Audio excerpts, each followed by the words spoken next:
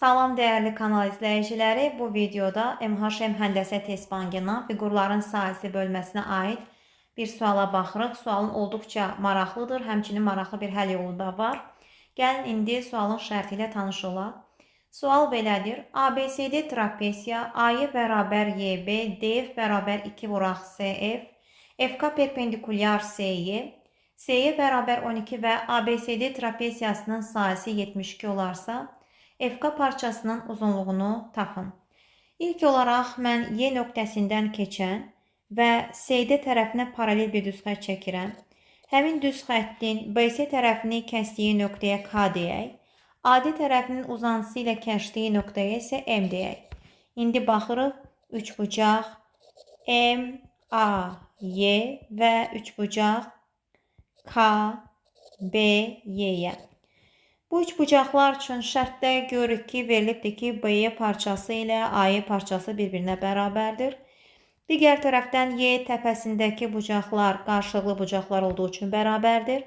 Həmçinin A təpəsi ilə B təpəsindəki bucaqlar da daxil çarpaz bucaqlar olduğu üçün bir-birinə bərabərdir. Onda görünür ki, bu üç bucaqlardan birinin bir tərəfi və ona bitişik iki bucağı, digər üç bucağın uyğun olaraq bir tərəfi və ona bitişik iki bucağına bərabərdir. Yəni, BTB bucaq, tərəf, bucaq əlaməti əsasında biz göstərə bilirik ki, bu üç bucaqlar konqruentdir. Əgər bu üç bucaqlar konqruentdirsə, deməli, onların sahələri bir-birinə bərabərdir. Əslində, biz göstərmək istəyirik ki, şərtdə verilmiş ABCD trapesiyasının sahəsi bu üç bucaqların sahələri üst-üstə düşdüyü üçün həmçinin MKCD paralleloqramının sahəsi ilə üst-üstə düşür. Deməli, şəkildə gördüyümüz MKCD paralleloqramının sahəsi də 72-dir. İndi həmin paralleloqrama diqqət edək. Deməli, MKCD paralleloqramında Y nöqtəsi MK tərəfi üzərində götürülmüş ixtiyari bir nöqtədir.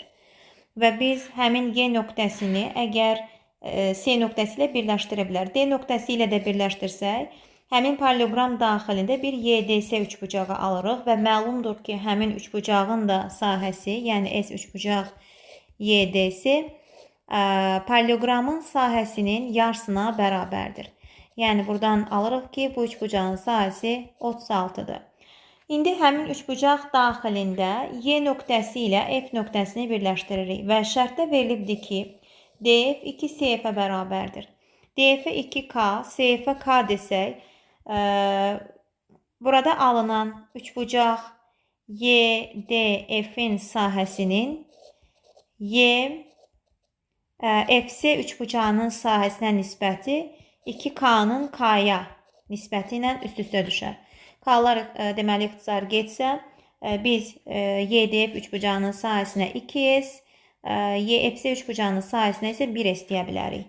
İndi yazmaq olar ki, 2S üstəgəl S bərabər 36, buradan 3S bərabər 36 və S bərabərdir 12. Yəni, biz tapmışıq ki, YFC üçbucağının sahəsi 12-dir. Və indi həmin üçbucaqda 2də bir AH sahə düsturunu tətbiq edirik.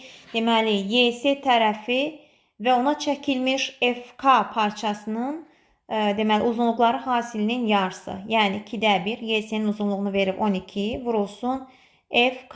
FK-nı da şəkildə X ilə işarə ediblər.